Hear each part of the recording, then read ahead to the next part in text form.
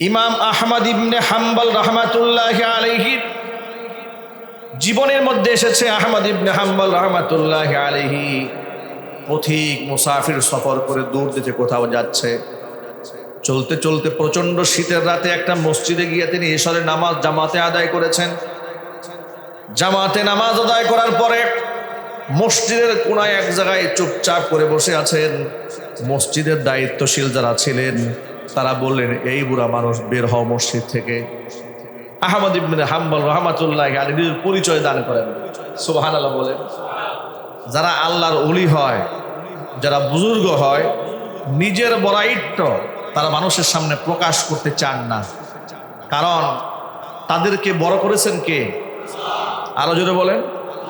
তারা নিজেকে সবসময় লুকায় রাখতেন। আহমদ ইবনে হাম্বল মুসনাদে আহমদ হাদিস গ্রন্থ যার হাতে লেখা, এত বড় ইমাম, এত বড় মুহাদ্দিস, তার মুসনাদে আহমদে বর্ণিত হাদিসের সংখ্যা 50,000 উপরে। 50,000 হাদিস তিনি পাণ্ডুলিপি আকারে কিতাব রচনা করেছেন। এত বড় মাযহাবের ইমাম তিনি, হাম্বলি মাযহাবের ইমাম, এত বড় ফকিহ, এত বড় মুহাদ্দিস, এত বড় দায়ী, একেবারে সাধারণ বেশে মসজিদে নামাজ আদায় করেছে। লোকেরা চিনে নাই, লোকেরা বলেন বের হও। বাহিরে এতটা শীত, প্রচন্ড শীত। প্রচন্ড শীত হওয়ার কারণে আহমদ ইবনে হাম্বল কর্তৃপক্ষকে বললেন যে এটা তো মুসল্লিদের জন্য মসজিদ। বলে হ্যাঁ, তা আমি তো এশারের নামাজ পড়েছি, আমি এখান থেকে একেবারে ফজরের নামাজ আদায় করে বের হয়ে যাব। সুবহানাল্লাহ বলেন। আমি এই অজুতেই আমার সারা রাত কাটবে। আমি যে অজুতে নামাজ পড়েছি এশা, আমি এই অজুতেই সারা রাত কাটাই দেব। আমি তাসবিহ তাহলিল করব, জিকির আজকার করব, সকালবেলা ফজর করে বের হয়ে যাব। কর্তৃপক্ষ বলো না, মসজিদে থাকা যাবে না, জোর করে তাকে বের করে দিয়েছি। এত শীত বাহিরে, হয়তো শীতের কাপড় এরকম আমাদের মতো প্রস্তুতি নিয়েও আসেন নাই, হতে পারে এরকম। তিনি তখন হাঁটতে ছিলেন, কোথায় গিয়ে একটু বিশ্রাম নেওয়া যায়, একটু আরাম করা যায়। গিয়ে দেখলেন এক ভদ্রলোক রুটি বানাচ্ছে। রুটির খামেরা থেকে রুটি নিয়ে নিয়ে, আটা নিয়ে নিয়ে রুটি বানাচ্ছে, তাওয়ার মধ্যে রুটি সেঁকতেছে। আহমদ ইবনে হাম্বল রহমাতুল্লাহি আলাইহি তার পাশে গিয়ে বসলেন। পাশে বসে বলছেন, ভাই তুমি তো তাওয়ার মধ্যে রুটি ভাজতেছো, আর আগুনের তাপে জায়গাটা একটু গরম হয়ে আছে। গভীর রাত, আমি যদি তোমার পাশে বসে একটুখানি এই আগুন থেকে তাপ গ্রহণ করি, তোমার কোনো অসুবিধা হবে? লোকটা বলে, মোটেও না, এটা আমার অসুবিধা হওয়ার কি আছে, বরং আপনি এখানে থাকলে তো আমার একটু উপকারী হয়। রাত অনেক বেশি হয়ে গেছে, আপনি আমাকে সঙ্গ দিলেন, আপনি বসেন। তিনি বসে আছেন, বসে বসে তাপ গ্রহণ করছেন আগুন থেকে। এমন সময় তিনি লক্ষ্য করলেন রুটি বানাচ্ছে দোকানদার, বিক্রেতা, ইয়াং মানুষ। কিন্তু যতবার সে তাওয়ার মধ্যে রুটি দেয় বলে আস্তাগফিরুল্লাহ, রুটি উঠাচ্ছে বলে আস্তাগফিরুল্লাহ, খামির বানাচ্ছে বলে আস্তাগফিরুল্লাহ, গোল করছে বলে আস্তাগফিরুল্লাহ, প্রতিনিয়ত ইস্তিগফার পাঠ করে, মুখে জবানে জবানে ইস্তিগফার পাঠ করছে। আহমদ ইবনে হাম্বল রহমাতুল্লাহি আলাইহি হতবাক হয়ে গেলেন, অবাক হয়ে গেলেন। একটা সাধারণ রাস্তার ফুটপাতে বসে রুটি বিক্রেতা, এ কত বড় আল্লাহর ওলি, কথায় কথায় ইস্তিগফার পাঠ করে, কথায় কথায় ইস্তিগফার পাঠ করে। এমন আমল নামার মানুষ তো সহজে দেখতে পায় না সমাজে। জিজ্ঞেস করলেন, ব্যাপার কি? আপনি কথায় কথায় আস্তাগফিরুল্লাহ আস্তাগফিরুল্লাহ পড়েন কেন? তিনি বলেন, ও পথিক মুসাফির শোনো, এই আমল করতে করতে আল্লাহ তাআলা আমাকে কোথায় উঠায় নিয়ে গেছে। আমাকে আল্লাহ রাব্বুল আমিন মুস্তাজাবুদ দাওয়া বানিয়ে দিয়েছেন। আমি দোয়া করতে দেরি হয়, কিন্তু রবের কাছে কবুল হতে দেরি হয় না। আমি আমার জীবনে যা চেয়েছি আমি সব পেয়েছি। ইস্তিগফার করতে করতে আল্লাহ পাক আমাকে এত উচ্চ মর্যাদায় আসীন করে দিয়েছেন। আমি যা দোয়া করি সেটাই আমার আল্লাহ কবুল করে নেন, কোনো দোয়া বিফলে যায় না। আমার জবান এত পাক হয়েছে ইস্তিগফার করতে করতে, এতটা পবিত্র হয়েছে, আল্লাহর কাছে এমনভাবে মাকবুল হয়ে গেছে। আমার জীবনে যত দোয়া করেছি কোনো দোয়া বিফলে যায় নাই, সব দোয়া আল্লাহ পাক কবুল করে নিয়েছেন। জোরে বলেন সুবহানাল্লাহ। তবে আমার মনের মধ্যে একটা কষ্ট আছে। উনি বলছেন দোকানদার বলে, একটা কষ্ট মনের মধ্যে আছে, একটা দোয়া আল্লাহ তাআলা কেন কবুল করেন নাই সেটা আমি বুঝি না। ওই কি দোয়া? বলে আমি আল্লাহর কাছে দীর্ঘদিন ধরে দোয়া করেছি, আল্লাহ এই জগতের এই জামানার শ্রেষ্ঠ আলেম ইমাম আহমদ ইবনে হাম্বলকে যদি কোনোদিন আমি দেখতে পেতাম তাহলে তার কপাল ধরে আমি চুমা খাইতাম। এই একটা দোয়া আল্লাহ কবুল করেন নাই। কেন যে কবুল করেন নাই এটা আমি জানি না। আহমদ ইবনে হাম্বল রাহমাতুল্লাহি আলাইহি তার কথা শুনে একেবারে আবেগ আপ্লুত হয়ে পড়ল। এতক্ষণ পর্যন্ত নিজেকে লুকিয়ে রেখেছেন, আড়াল করে রেখেছেন। এ কথার পরে তিনি আর নিজেকে গোপন রাখতে পারলেন না। আহমদ ইবনে হাম্বল রাহমাতুল্লাহি আলাইহি দাঁড়ালেন। দাঁড়িয়ে রুটি বিক্রেতার সাথে বুকের সাথে বুক মিলালেন, আলিঙ্গন করলেন আর নিজের পরিচয় ব্যক্ত করলেন, আল্লাহর বান্দা, তোমাকে যেহেতু আল্লাহ তাআলা জীবনের সমস্ত আশাকে পূরণ করে দিয়েছেন, আহমদ ইবনে হাম্বলের সাথে দেখা হলে কপালকে চুম্বন করবে। আল্লাহ রাব্বুল আলামিন সেই সৌভাগ্য তোমার মনের তামান্নাকে পূরণ করার জন্য আল্লাহ তাআলা আহমদ ইবনে হাম্বলকে তোমার রুটির দোকানে পাঠিয়ে দিয়েছে। আহমদ ইবনে হাম্বল রাহমাতুল্লাহি আলাইহিকে রুটি বিক্রেতা বেচারা বুকের সাথে আলিঙ্গন করলেন, কপালের মধ্যে চুমা খাইলেন। সুবহানাল্লাহ।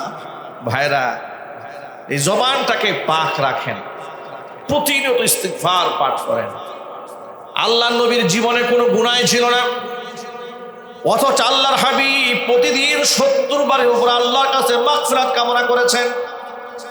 কোন বর্ণনার মধ্যে এসেছে 100 বার আল্লাহর কাছে শুধু মাগফিরাত কামনা করতেন আর চাইতেন, আল্লাহ আমাকে তুমি মাফ করো, আল্লাহ তুমি আমার গুনাহকে ক্ষমা করে দাও, আল্লাহ আমার গুনাহকে তুমি ক্ষমা করে দাও। এইভাবে ক্ষমা প্রার্থনা করতেন।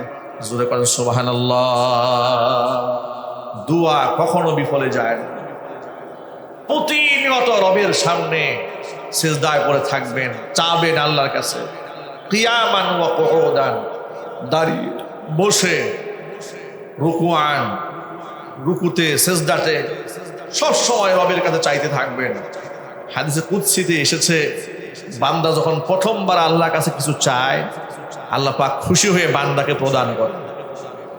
দ্বিতীয়বার আবার যখন চায়, বান্দাকে আল্লাহ আবার দান করেন। তৃতীয়বার যখন চান, তৃতীয়বার আল্লাহ পাক বান্দাকে আবারও দান করেন। চতুর্থবার যখন চান, আল্লাহ পাক তখনও দান করেন। পঞ্চমবার যখন চান, শুধু দান করে আল্লাহ ক্ষান্ত হন না, ফেরেশতাদেরকে আল্লাহ পাক হুকুম করেন, ও ফেরেশতারা, আমার এই বান্দার নামটা আমার যারা নিকটতম বান্দা আছে, মুকাররাবিন যারা আছে, নৈকট্য প্রাপ্ত বান্দাদের তালিকার তার নামটা উঠাইয়া দে। আল্লাহর চাইতে আপন আর কেউ হয় না, ঠিক কিনা ভাই বলে?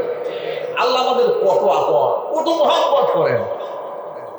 আমাদের মা, আমাদের বাবা, তারা আমাদের অনেক আপন। সেই মায়ের কাছেও একবার, দুবার, চারবার, পাঁচবার চাইলে এক সময় বিরক্ত হয়ে মুখ ফিরিয়ে নেয়। আর আল্লাহ আমাদের এতটা আপন যে আল্লাহর কাছে একবার চাইলে আল্লাহ খুশি হন, দুবার চাইলে খুশি হন, তৃতীয়বার চাইলে খুশি হন, চতুর্থবার চাইলে আরো খুশি হন, পঞ্চমবার চাইলে শুধু খুশি হন না, নৈকট্য প্রাপ্ত বান্দাদের তালিকায় আল্লাহ তাআলার নামটা উঠায় না। ইমানদার বান্দার কোনো দুয়াই বিফলে যায় না। যদি তার চাওয়ার মধ্যে কোনো গুনাহ না থাকে, সে যা চেয়েছে তার মধ্যে হারাম কিছু না থাকে, মাসিয়াত না থাকে। হারাম কি, যেমন কি হতে পারে লক্ষ্য করেন। লক্ষ্য করে আপনি হাত তুলে বলেন, রব্বুল আলামিন তুমি আমাকে সাহায্য করো, আমি যেন পাশের বাড়ির জমিটা জোর করে দখল করতে পারি। কি দোয়া কবুল হবে? কথা বলে জোরে বলেন। আল্লাহ তাআলা বহুত কষ্ট করে একটা সিনেমা বানিয়েছি, সিনেমায় ইনকাম যেন খুব ভালো হয়। আল্লাহ তুমি তৌফিক দান করো। ওই যে গত কয়েক বছর আগে দেখলাম, কোন সিনেমা মুক্তির আগে সিনেমার নায়ক, নায়িকা এবং প্রযোজক সবাই মিলে এক হুজুরকে নিয়ে কিছু দোয়া করানোর জন্য, একজন আলেমকে নিয়েছে দোয়া করানোর জন্য, সিনেমা উদ্বোধন করবে, যাতে করে এই সিনেমায় ভালো লাভ হয়। আহা, মানুষ জাহেল হয়, মূর্খ হয়, এই জাতের মূর্খ হয়। এরপর আবার দেখেছি ওই রাস্তায় রাস্তায় বড় বড় মূর্তি বানিয়েছে না, মূর্তি বানিয়ে মূর্তি উদ্বোধন করে হুজুর দিয়ে ইমাম সাহেবকে দাওয়াত দিয়েছে, হুজুর আসেন আজকে ভাস্কর্য উদ্বোধন হবে। সব মিলে মূর্তির সামনে রেখে আল্লাহর কাছে হাত তুলছে। আহা, পাগলামির তো একটা লিমিট থাকা উচিত, ভণ্ডামির তো একটা সীমা থাকা উচিত। কথা বলেন ঠিক কিনা বলেন?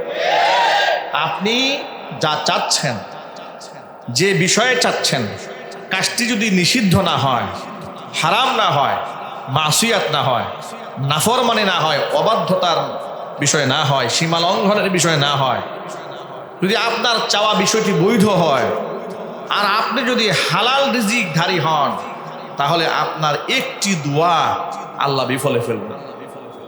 সুবহানাল্লাহ বলেন। একেবারে খতিব সাহেব থেকে শুরু করে আদনা থেকে আদনা যত নিম্ন স্তরের মানুষ হোক না কেন, যত নিম্ন শ্রেণীর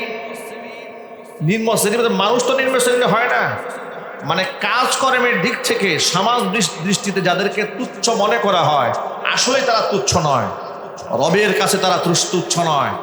এই পৃথিবীতে এমন অসংখ্য ব্যক্তিরা যাদেরকে দুনিয়াতে চেয়ার দেওয়া হতো না, হাদিস শরীফে এসেছে কিয়ামতের দিন ওরা ওই চেয়ারওয়ালা ব্যক্তিদের আগে হাসতে হাসতে আল্লাহর জান্নাতে চলে যাবে। এই পৃথিবীতে অনেক বিখ্যাত মানুষ আছে যারা দুনিয়াতে বিখ্যাত কিন্তু আসমানে অখ্যাত। আবার এই পৃথিবীতে এমন মানুষও আছে দুনিয়াতে একেবারেই অখ্যাত, কেউ চেনে না জানে না, কিন্তু আসমানে তারা বিরাট বিখ্যাত। সুবহানাল্লাহ বলেন। কিছু কিছু মানুষ এই পৃথিবীতে মারা গেলে আসমান তাদের জন্য কান্না করে, জমিন কান্না করে। এমনকি কিছু কিছু আত্মা এই দুনিয়া থেকে কবজ হয়ে যাওয়ার পরে আসমানের দরজা খোলার জন্য আত্মা নিয়ে যখন পারমিশন চাওয়া হয়, তখন পারমিশন দেওয়া হয় না, বলা হয় না এই আত্মা ইল্লিগিনে যাওয়ার উপযুক্ত নয়, ওকে সিজ্জিনে পাঠিয়ে দাও। ওই আত্মা উপরে অ্যাকসেপ্ট হয় না, গৃহীত হয় না। কিন্তু আবার কিছু কিছু আত্মা এমন হয় যে ফেরেশতারা আত্মা রূহটা কবজ করার পরে রহমতের ফেরেশতারা, জান্নাতের ফেরেশতারা এই আত্মা কার হাত থেকে কে নেবে, কার কুলে গ্রহণ করবে, কার হাতে বহন করবে, এটার জন্য মুসাবাকা, একেবারে প্রতিযোগিতার মধ্যে ধাবিত হয়ে যায়। নবী করিম সাল্লাল্লাহু আলাইহি ওয়াসাল্লাম একদিন বসে আছেন, জিবরাইল আলাইহিস সালাতু ওয়াস সালাম মাথার মধ্যে রেশমি কাপড়ের একটা পাগড়ি পরে হুজুরের সান্নিধ্যে আসলেন। সুবহানাল্লাহ বলেন। জিবরাইল আল্লাহ রাসূলের কাছে মানুষের বেশে আসতেন। কিসের সুরতে? মানুষের সুরতে আসতেন। বেশিরভাগ সময় তিনি দাহিয়া কালবি রাদিয়াল্লাহু তাআলা অত্যন্ত সুবুরুল সুঠাম দেহি তার সুরতে রাসূলের কাছে বেশি আসতেন। সুবহানাল্লাহ বলেন। একদিন রেশমি রুমাল দিয়ে পাগড়ি পরে আসছে। এই যে আমরা পাগড়ি পরেছি না, আমরা তো নর্মাল সুতি রুমাল পরি, জিবরাইল পরে আছে রেশমি রুমাল। রেশমি রুমাল পরে রাসূলের সান্নিধ্যে এলেন, এসে জিজ্ঞেস করছেন মান মাতা মিন উম্মাতিকা ইয়া রাসূলুল্লাহ, হে আল্লাহর রাসূল আপনার উম্মতের মধ্য থেকে আজকে কে মারা গেছে? রাসূল বলেন আমি তো জানি না, একটু খোঁজ খবর নিয়ে দেখতে হবে। জিবরাইল আলাইহিস সালাতু ওয়াস সালাম, ইয়া রাসূলুল্লাহ যিনি আজকে মারা গেছেন তার আত্মাটা যখন আকাশে ওঠানো হয়েছে, রহমতের ফেরেশতারা এতটা আনন্দে আত্মহারা হয়ে গেছে, তাদের আনন্দে মনে হচ্ছে যেন আল্লাহ পাকের আরশ পর্যন্ত প্রকম্পিত হয়েছে। আল্লাহর নবী দৌড়ায় গেলেন জিহাদের ময়দানে ক্ষত বিক্ষত হওয়া সাহাবী সাদ বিন মুআজ রাদিয়াল্লাহু তাআলা আনহুর কাছে। তিনি আহত হয়েছিলেন, তার কাছে দৌড়ায় গেলেন, গিয়ে দেখতে পেলেন সাদ বিন মুআজ নিথর দেহটা জমিনের মধ্যে পড়ে আছে, তার আত্মাটা জান্নাতের পাখি হয়ে রবের কাছে উড়ে গেছে। এই সাদ বিন মুআজ রাদিয়াল্লাহু তাআলা আনহু এত সম্মানিত কেন হলেন? তার আত্মা ফেরেশতারা নিয়ে এত আনন্দে আত্মহারা কেন হয়েছিলেন? কারণ শোনেন, সাদ বিন মুআজ রাদিয়াল্লাহু তাআলা আনহু জীবদ্দশায় ইসলাম ধর্ম গ্রহণ করার পরে এমন কোনো জিহাদি মিশন ছিল না, এমন কোনো গজওয়া ছিল না যেখানে তিনি অংশগ্রহণ করেননি। অংশগ্রহণ করেছেন, প্রতিনিয়ত শহীদ হওয়ার তামান্না অন্তরে পেশ করতেন। এই গাজওয়ার মধ্যে তিনি আহত হয়ে যাওয়ার পরে তীর বিদ্ধ হয়েছে, আংটাওয়ালা তীর বুকের পাঁজরে এক পাশ দিয়ে ঢুকেছে, আরেক পাশ থেকে সিদ্ধ হয়ে বের হয়ে গেছে। এমন ক্ষত হওয়ার পরে আল্লাহর কাছে হাত তুলে সাদ বিন মুআজ রাদিয়াল্লাহু তাআলা আনহু বললেন, রব্বুল আলামিন, জানি না মক্কার মুশরিকদের সাথে মদিনার মুসলমান যারা আছেন তাদের সাথে যুদ্ধ বাকি আছে নাকি, আমার জানা নাই। আমি তো একজন আনসারি সাহাবী, তিনি আনসারি ছিলেন, মদিনার সাহাবী ছিলেন। তিনি বলেন, যদি জিহাদ বাকি থেকে থাকে, মক্কার মুশরিকদের সাথে লড়াই যদি বাকি থেকে থাকে, তোমার কাছে আমার শেষ তামান্না, আমার যেন এই আঘাতে শাহাদাতটা মঞ্জুর না হয়। কারণ যারা আমার রসুলকে গালমন্দ করেছিল, যে কাফেররা আমার রসুলের গায়ে আঘাত করেছিল, আমার নবী মুহাম্মদ সাল্লাল্লাহু আলাইহি সাল্লামকে এলাকা থেকে তাড়িয়ে দিয়েছিল, নবীর দুশমনদের সাথে আমি আমার জীবনের শেষবারের মতো লড়তে চাই। আল্লাহ নবীর দুশমন যারা, এদের সাথে আমি লড়তে লড়তে শাহাদাতের পেয়ালা পান করে জান্নাতি হয়ে যেতে চাই। আর যদি মক্কার মুশরিকদের সাথে মুসলমানদের আর কোনো জিহাদ বাকি না থাকে, হে আল্লাহ, তোমার কাছে আমার তামান্না, আমার এই আঘাতেই যেন আমার শাহাদাতটা মঞ্জুর হয়ে যায়। যেহেতু মক্কার মুশরিকদের সাথে মুসলমানদের আর কোনো জিহাদ হয় নাই, মক্কা বিজয় তো হয়ে গেল কিছুদিন পরে, জিহাদের কোনো প্রয়োজন পড়েছে? প্রয়োজন পড়ে নাই। আল্লাহ রাব্বুল আলামিনের এই পেয়ারা বান্দা মুহাম্মদ সাল্লাল্লাহু আলাইহি ওয়াসাল্লামের এই খাঁটি উম্মত এতটা মুখলিস, এতটা মহব্বত রসুলের প্রতি রাখতেন, জীবনের শেষ মুহূর্ত পর্যন্ত তামান্না রেখেছেন, রসুলকে যারা কষ্ট দিয়েছে আমি তাদের বিরুদ্ধে লড়তে চাই। জোরে কোন আল্লাহু আকবার। এই আঘাতেই তিনি শাহাদাত বরণ করলেন। এই হচ্ছে সেই সাহাবী যার আত্মাটা আসমানে যাওয়ার পরে ফেরেশতারা আনন্দে আত্মহারা হয়ে গিয়েছে। কার হাত থেকে কে নেবে, মনে হচ্ছে আল্লাহ পাকের আরশ পর্যন্ত প্রকম্পিত হচ্ছে ফেরেশতাদের আনন্দ দেখে। জোরে করেন সুবহানাল্লাহ। অনেক মানুষ এই দুনিয়া থেকে বিদায় হওয়ার পরে আসমান কাঁদে, জমিন কাঁদে, ফেরেশতাদের কাছে মূল্যায়িত হয়, অথচ দুনিয়াতে অনেক মানুষ তাদেরকে চেনেও না, জানেও না। এই জন্য আমি সকলের প্রতি উদাত্ত আহ্বান জানাই, দোয়া করতে কেউ পিছপা হবেন না। দোয়া আল্লাহর কাছে বড় প্রিয় আমল। হাদিস শরীফের মধ্যে এসেছে, নবী করিম সাল্লাল্লাহু আলাইহি ওয়াসাল্লাম বলেছেন, বান্দা যখন আল্লাহর কাছে হাত তুলে, বান্দা যখন আল্লাহর কাছে কিছু চায়, চোখের পানি যখন বান্দা ছাড়ে, চোখের পানি নাকের ডগায় আসার আগে বান্দার মনের যত নেক কামনা বাসনা আছে সমস্ত তামান্নাগুলো আল্লাহ তাআলা পূর্ণ করে দেন। জিন্দেগির সব গুনার খাতা আল্লাহ তাআলা মাফ করে দেন। সুতরাং সকলের দোয়া আল্লাহ শোনেন, কারো দোয়া আল্লাহ বিফলে দেন না। আল্লাহর প্রতি এই সুধারণা রেখে আল্লাহর কাছে দোয়া করবেন, বলেন ইনশাআল্লাহ। মনের মধ্যে কোনোদিন কথা রাখবেন না যে হুজুরের দোয়া আল্লাহ শুনবে, পীর সাহেবের দোয়া আল্লাহ শুনবে, ওনাদের সাথে আল্লাহর ভালো কানেকশন আছে, আমি গুনাহগার মানুষ, আমার দোয়াকে আল্লাহ শুনবে, এই চিন্তা মাথায় জায়গা দেবেন না। কথাটা মনে থাকবেন ভাই ইনশাআল্লাহ। একেবারে দৃঢ় প্রত্যয়ের সাথে রবের কাছে চাবেন। বান্দা যখন আল্লাহর কাছে চায়, বান্দার মর্যাদা আল্লাহ পাক বৃদ্ধি করে দেন। এমন ব্যক্তি, যে ব্যক্তি জীবনে 100টা মানুষ খুন করেছে, তাকে যদি আল্লাহ ক্ষমা করতে পারেন, আমি আপনি তো 100 মানুষকে খুন করি নাই, কেন আল্লাহ আমাদের ক্ষমা করতে পারবেন না? আমরা যত বড় গুনাহগারে হোক না কেন, আল্লাহ নবী সাল্লাল্লাহু আলাইহি ওয়াসাল্লাম বলেছেন, মানুষের গুনার পরিমাণ যদি পর্বত সমতুল্য হয়ে যায়, যদি সমুদ্রের ফেনার মতো হয়, আসমানের বৃষ্টির ফুটার মতো যদি মানুষের গুনাহ হয়ে যাক না কেন, আল্লাহ রব্বুল আলামিনের রহমত তার চাইতে কোটি গুণে বেশি। সুতরাং আল্লাহর কাছে সব সময় চাবেন। তবে এই ক্ষেত্রে আরেকটা শর্ত আছে, দোয়া কবুল হওয়ার জন্য আরেকটা শর্ত হচ্ছে হালাল রিজকের অন্বেষণকারী হতে হবে, হালাল রিজিক ভক্ষণ করতে হবে। হাদিস শরীফে এসেছে, জনৈক মুসাফির ব্যক্তি ধুলোমলিন চেহারা নিয়ে রবের কাছে হাত তুলেছে, আল্লাহ তুমি আমাকে কবুল করো। আল্লাহ পাক হাত ফিরিয়ে দিচ্ছেন। কেন?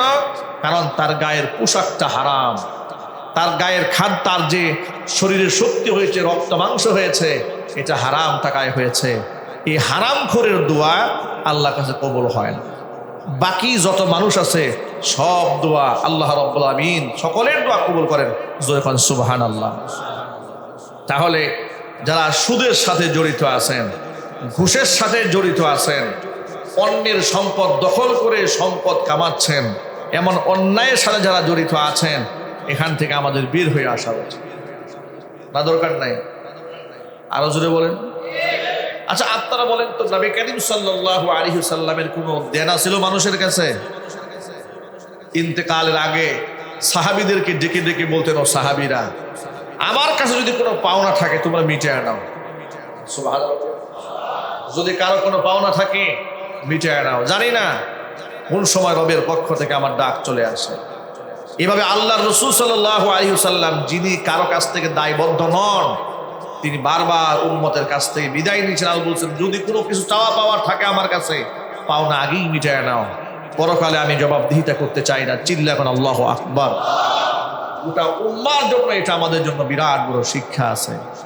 আমরা এমন অবস্থার মধ্যে জড়াই পড়েছি এখন, 2, 4, 5 ওয়াক্ত নামাজ পড়ে আমরা মনে মনে চিন্তা করি, বিগত যা জীবনে যা করেছি তো করেছি, অন্যের সম্পদ যা খাওয়ার তো খেয়েছি, অন্যের হক যা নষ্ট করতে করেছি, অন্যের জমি যাওয়ার দখল যা করার তো করেছি, আর হজও করে আসছি, উমরাও করে আসছি, নিশ্চয়ই আল্লাহ আমরা মাফ করে দেবে। কি এত সহজ? যদি বলেন এত সহজ? এত সহজ না। হকুল ইবাদ, বান্দার হকের ব্যাপারে খুব সজাগ দৃষ্টি রাখতে হবে। কি লাভ হবে এই অন্যায় হারাম ইনকাম করে? মনে রাখবেন, আমি একজন ব্যক্তি, আমাকে বেঁচে থাকার জন্য যতটুকু রিস্কের প্রয়োজন সেটা আল্লাহ রাব্বুল আমিন, আমি যদি হালাল পথেও থাকি, এটা খুব সাধারণভাবে আমার হাতে আল্লাহ পাক পৌঁছে দেবেন। ঠিক কিনা যদি বলেন? আমি সামান্য চেষ্টা করলে আমি হারাম থেকে বেঁচে থেকে আমার জীবিকা আমি নির্বাহ করতে পারবো। আর এই পৃথিবীতে শুধুমাত্র জীবিকার তাগিদে মানুষ হারামে খুব কম হাত দেয়। মানুষ হারামে হাত দেয় বিলাসিতা করার জন্য। কথা বলেন, ঠিক কিনা বলেন? বিলাসিতার জন্য হারামে হাত দেয়, জীবিকা নির্বাহের জন্য হারামে কেউ হাত দেয় না। যত ভাইরা এখানে এসেছেন সকল ভাইদেরকে বলছি, সুদ ভয়াবহ হারাম, ঘুষ ভয়াবহ হারাম। এখান থেকে আমাদের বের হয়ে আসতে হবে। সুদ খাওয়া হালাল না হারাম? জোরে বলেন। আজকে ঘরে ঘরে সুদ আছে না নাই? ব্যবসার মধ্যে সুদ আছে না নাই? সব জায়গার মধ্যে সুদ, সুদি কারবার, সুদি লেনদেন। এখান থেকে আমরা যদি বের হয়ে না আসি, কি ফায়দা হবে রবের সামনে সেজদা দিয়ে? আল্লাহ নবী বলেছেন, লা ইয়াদখুলুল জান্নাতা লাহমুন নাবাতা মিনাস সুহতি। ওই গোশতের টুকরা জান্নাতে ঢুকবে না যে গোশতের টুকরাটা বেড়ে উঠেছে হারাম রক্তে মাংসে। হারাম খেয়ে যে গোশতটা হয়েছে, ওই গোশত জান্নাতে প্রবেশ করবে না। মনে রাখবেন, ডিবি কার্যালয়ে আমি যখন গ্রেফতার হয়েছিলাম 18 সালে, ডিবি অফিসের কিছু অফিসাররা বসে আছেন, আমার কাছে বলে, হুজুর একটা মাসালা জিজ্ঞেস করি। আমাকে বলতেছে, বেশ কয়েকটাকে দেখি হ্যান্ডকাপ করে বসাই রাখছে, আমাকে হাতে হ্যান্ডকাপ পরাই নেই, ডিবি কার্যালয়ে বসিয়ে রেখে আমাকে বলেন, কি মাসালা? আচ্ছা হুজুর, যদি এই আসামি পক্ষের কেউ আমাদেরকে কিছু টাকা টুকা দেয়, এটা কি আমাদের জন্য খাওয়া হালাল হবে? আমি তখন বললাম, আপনাদের জন্য নির্ধারিত বেতন আছে না নাই? বলে আছে। আমি বললাম, তাহলে তো এটা আপনাদের জন্য বৈধ হবে না। আমরা তো চাই নাই, ডিমান্ড করি নাই। তারা খুশি হয়ে দিছে। আমি বললাম, ভাই, আসামিরা আপনি হ্যান্ডকাপ পরে আর নিরপরাধ মানুষকে ধরে নিয়ে আসছেন, উনি খুশি হয়ে আপনারা টাকা দেবে? কথা বলে না। এ কোন জাতের খুশি ভাই আপনারা বলেন? আপনি একজন নিরাপদ ব্যক্তিকে হ্যান্ডকাপ পরাইয়া একেবারে হাড্ডি মাংস গুঁড়া করে দেওয়ার জন্য লাঠি হাতে নিয়েছেন। ওই বাচ্চারা খুশি হয়ে বললো, ভাই পিটাইয়েন না, 5 লাখ টাকা দিতেছি। কি মহা খুশি, ঠিক না ভাই? মহা খুশি হয়ে গেছে। সে বলে, হুজুর ওরা তো দিচ্ছে, আমরা তো নিতে চাচ্ছি না। দেখলাম এতগুলো টাকার বান্ডিল সামনে দেওয়া আছে, আমার সামনে, আমি দেখেছি। আমি বললাম, এর কিসের টাকা? বলে, হুজুর লোকেরা খুশি হয়ে দিছে, আমরা কিন্তু জোর করে নেই নাই। আমি বললাম, আপনাদের নির্ধারিত বেতন আছে না? বলে আছে। আমি বললাম যে বেতনে চলেন না? হুজুর বেতনে চললে তো আর ঢাকা শহরে বাড়ি নিয়ে থাকতে পারবো না, বাচ্চাদেরকে লেখাপড়া করাইতে পারবো না, সুতরাং আমাদের এই পলিসি অবলম্বন করা ছাড়া উপায় নেই। দেখেন, চুরি তো চুরি চিনাজুরি, ও নিজেও জানে যা খাচ্ছি হারাম, আমার দিয়ে একটু হালাল করাবার চেষ্টা করতেছে। সে নিজেও বুঝে, তার বিবেকেও নাড়া দিয়েছে যে এটা ঠিক হচ্ছে না, কিন্তু আমাকে সে হালাল বানাবার চেষ্টা করছে, যাতে কিয়ামতের ময়দানে ও যদি ধরা খায় আমার জন্য বলতে পারে বাদা হুজুরকে জিজ্ঞেস করেছিলাম, হুজুর এটা জায়েজ করে দিয়েছে। আমি বললাম ভাই এটা তো ঠিক হবে না। আমি মনে মনে বলতেছি ঠিক হবে না যে বলতেছি, আবার আমার বিরুদ্ধে কিন্তু ষড়যন্ত্র করে। মুসিবত, চরম মুসিবত, বাস্তবতা। সুতরাং এগুলা থেকে আমাদের বের হয়ে আসতে হবে।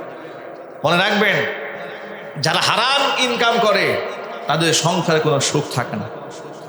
এই মূলনীতিটা মনে রাখবেন সবসময়। যারা হারামখোর হয় তারা পারিবারিকভাবে অশান্তির আগুনে দাও দাও করে জ্বলতে থাকে।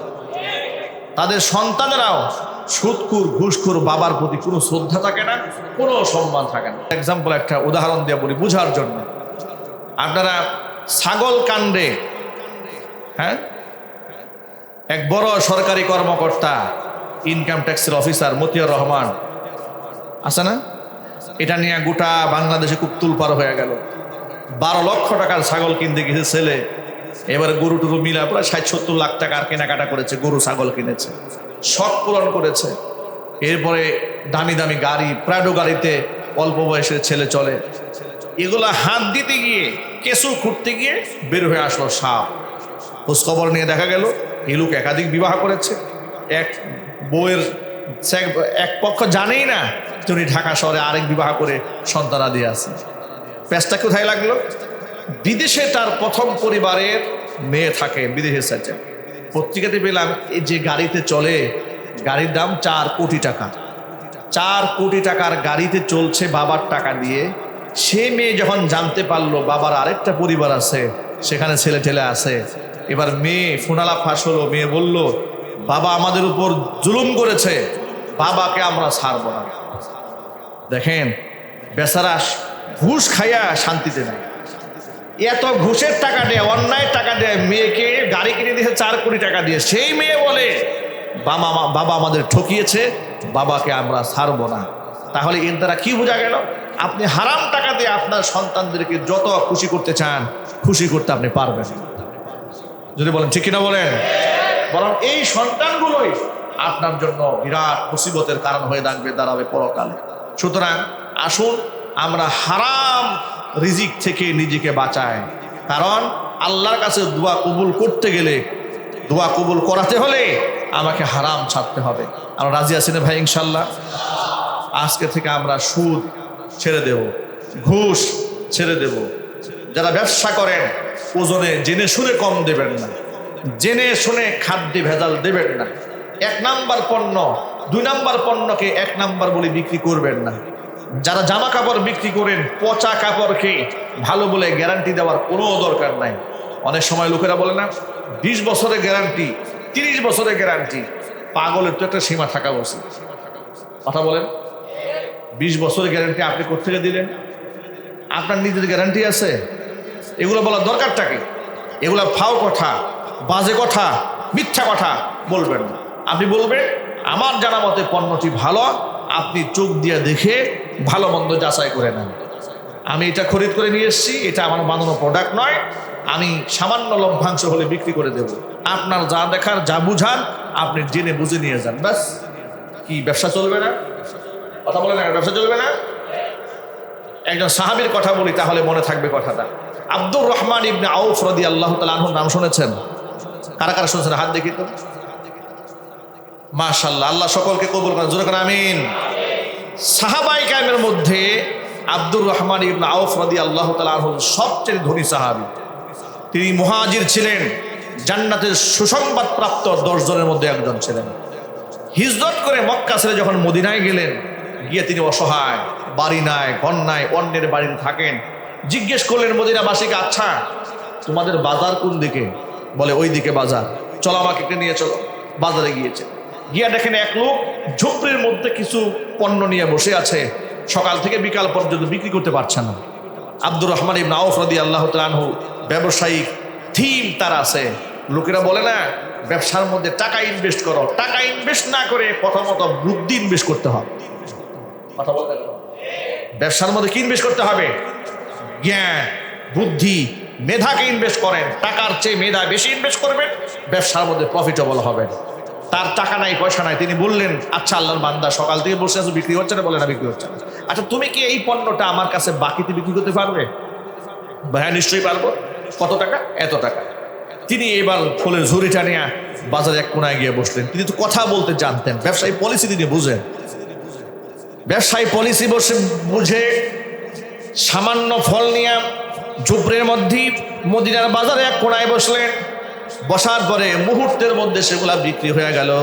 তিনি যে দামে খরিদ করেছেন তার ডবল তার লাভ হয়ে গেল। ওই লোকটাকে বাকি টাকা ফেরত দিলেন, তার 50-50 প্রফিট হয়ে গেছে। এই টাকাটাই মূলধন হয়ে দাঁড়ালো। এই মূলধন দিয়া পরের দিন আবার ফল কিনে বাজারে বসলেন। এভাবে একদিন দুদিন যেতে যেতে গোটা মদিনার মধ্যে এত জনপ্রিয় ব্যবসায়ী তিনি হয়ে উঠলেন। মদিনাবাসী এক ডাকে তার নামটা সকলে জানতো, আব্দুর রহমান ইবনে আউফ। কিছু ভালো কিছু লাগলে সবাই বলতো, আব্দুর রহমানের কাছে যাও। সুবহানাল্লাহ বলবেন না? দেখবেন যে আমাদের বাজারের মধ্যে কিছু ব্যবসায়ী এরকম থাকে, লোকেরা ভালো কিছু কিনতে গেলে সবাই এক ডাকে বলে, অমুকের কাছে যাও। আছে না ভাই এরকম? একটু যদি বলেন ভাই, আছে না? লোকেরা এক ডাকেই বলে, তুমি ভালো কিছু পেতে চাও, ওই অমুকের কাছে যাও। ও ভালো জিনিস বিক্রি করে, খারাপ জিনিস বিক্রি করে না। এক দোকানদারও বলে দেয়, ভাই ভালো জিনিস নেবেন, তা আমার কাছে নেই, ও যে ওর কাছে যান। তো এইরকম ভাবে আব্দুর রহমান ইবনে আউফ মুখে মুখে চলে আসলেন। আল্লাহ তাআলা এমন বরকত দেওয়া দিলেন তাকে। আব্দুর রহমান ইবনে আউফের সম্পদের বিবরণ রাসূল শুনলেন। তার জন্য সম্পদের বৃদ্ধির জন্য আল্লাহর কাছে দোয়া করলেন। আব্দুর রহমান ইবনে আউফ বলেন, রাসূল আমার ব্যবসার জন্য দোয়া করার পরে অবস্থা এমন হলো, আমি যদি কোথাও ছায়ের মধ্যে হাত দিয়েছি, ছাই আমার কাছে সোনা হয়ে ধরা দিয়েছে। আল্লাহ নবীর ইন্তেকালের পরে মা আয়েশা রাদিয়াল্লাহু তাআলা আনহা তখন বার্ধক্যে উপনীত হয়ে গেছে। মদিনার মধ্যে একটি অর্থনৈতিক সংকট চলতেছে। এমন সময় আব্দুর রহমান ইবনে আউফ রাদিয়াল্লাহু তাআলা আনহু, তিনি আন্তর্জাতিক মানের ব্যবসায়ী হয়ে গেছেন ইতোমধ্যে, বিরাট ব্যবসায়ী। 1000 উট ভর্তি সামানা, খাবার, এগুলো নিয়ে মদিনার মাটিতে তার উট ঢুকতেছে সিরিয়ালে 1000 উট। সুবহানাল্লাহ বলবেন না? এটা হচ্ছে ব্যবসায়িক একটা চালান, 1000 উট ঢুকতেছে। হাদিস শরীফের মধ্যে এসছে যে উটের পায়ের আওয়াজে মদিনাবাসী আওয়াজ এমনভাবে শুনতেছিল, মনে হচ্ছিল মদিনায় ভূমিকম্প শুরু হয়েছে। এত উট একসাথে আসতেছে, মদিনার মধ্যে শহরে ঢুকতেছে, প্রত্যেকটা উট ভরা মালামালে ভরপুর। এই দৃশ্য যখন আয়েশা রাদিয়াল্লাহু তাআলা আনহা আওয়াজ শুনতে পেলেন, জানালার ফাঁক দিয়ে একটু দেখলেন, এগুলা কি? দেখলেন সিরিয়ালে উট যাচ্ছে, উট যাচ্ছে, উট যাচ্ছে। জিজ্ঞেস করলেন, এগুলা কার? মা আয়েশাকে বলা হলো আব্দুর রহমান ইবনে আউফের। এটা শুনে মা আয়েশা খুব খুশি হলেন। তিনি বললেন, আল্লাহ তাআলা আব্দুর রহমান ইবনে আউফের সম্পদে আরো বারাকা দান করেন। এই কথার আওয়াজটা আব্দুর রহমান ইবনে আউফের কানে চলে গেছে। তিনি শুনতে পেয়েছেন যে মা আয়েশা আপনার জন্য দোয়া করেছে, আপনার সম্পদের জন্য দোয়া করেছে। আব্দুর রহমান ইবনে আউফ রাদিয়াল্লাহু তাআলা আনহু, আল্লাহ পাক তাদেরকে কেন সম্পদ দিবেন না বলেন? যখন শুনেছেন রাসূলের স্ত্রী উম্মুল মুমিনিন মা আয়েশা তার সম্পদে বারাকার জন্য দোয়া করেছেন, তিনি বলেছেন, এই 1000 উট ভর্তি যত খাবার আছে সব আমি আল্লাহর রাস্তায় ফ্রি সদকা করে দিলাম। মা আয়েশা আমার জন্য দোয়া করেছে। সুবহানাল্লাহ বলেন তো। আচ্ছা, তাদের অন্তরটা কতটা শিশুর মতো কোমল ছিল, কতটা উদার ছিল, কতটা মহব্বত ছিল। রাসূলের স্ত্রী, আমাদের মা আমার জন্য দোয়া করেছে আমার সম্পদের জন্য, এগুলা দেখে তিনি খুশি হয়েছেন। এগুলা আর বিক্রি হবে না, সব মানুষের মধ্যে ফ্রি বিতরণ করে দাও। আল্লাহু আকবার বলেন। এভাবে হালাল রিজিক অর্জন করেও পৃথিবীতে মানুষ সম্পদশালী হতে পারে। সুতরাং যত ব্যবসায়ীরা এখানে আছেন তাদের জন্য আমার ছোট্ট সবক, আল্লাহ রাসূল বলেছেন, ইউহশারুত তুজ্জারু ইয়াউমাল কিয়ামাতি ফুজ্জারান। ব্যবসায়ীদেরকে কিয়ামতের দিন পাপিষ্ঠ রূপে উঠানো হবে। ইল্লা মানিত্তাকা, তবে যারা পরহেজগার ছিল সেটা ভিন্ন জিনিস। যারা পরহেজগার ছিল, যারা সৎ ছিল, তারা ছাড়া যত ব্যবসায়ী আছে সমস্ত ব্যবসায়ীর হাসরের মাঠে দাঁড়াবে পাপিষ্ঠ ব্যক্তিদের কাতারে। চিৎকার দেখো নাউজুবিল্লাহ। আল্লাহ রাসূল আবার বলেন, শোনা, আত্তাজিরুস সাদুকুল আমিন মান নাবিয়্যিন ওয়াস সিদ্দীকিন ওয়াস শুহাদা। সত্যবাদী আমানতদার ব্যবসায়ী যে ব্যক্তি হয়, কিয়ামতের দিন ওই ব্যবসায়ীর হাসর হবে নবীদের সাথে। সত্যবাদী ব্যবসায়ীর হাসর হবে শহীদদের সাথে। সত্যবাদী ব্যবসায়ী ব্যক্তিদের হাসর হবে সালিহিনদের সাথে। সুতরাং ব্যবসায়ীদের মর্যাদাও ইসলামে আছে না নাই? তবে যারা মানুষকে ধোঁকা দিয়ে বোকা বানায়, তাদের ব্যবসার মধ্যে কোনো বারাকাও নাই, কোনো রহমতও নাই। কিয়ামতের দিন তারা পাপিষ্ঠদের কাতারে দাঁড়াবে। আল্লাহ তাআলা যেন হারাম রিজিক থেকে বেঁচে থেকে হালালের মধ্যে অবিচল থাকার তৌফিক আমাদের দান করেন। আল্লাহ তাআলা আমাদের মনের সকল নেক আশা পূর্ণ করে দেন। আমরা বেশি বেশি রবের কাছে দোয়া করব। আমরা বলি ইনশাআল্লাহ। আল্লাহ রাব্বুল আলামিন আমাদের সকলকে কথাগুলোর উপরে আমল করার তৌফিক দান করেন। জোরে বলেন আল্লাহুম্মা আমিন। প্রিয় ভাইরা, আলহামদুলিল্লাহ, ইতিমধ্যে আপনারা দেখেছেন আপনাদের দান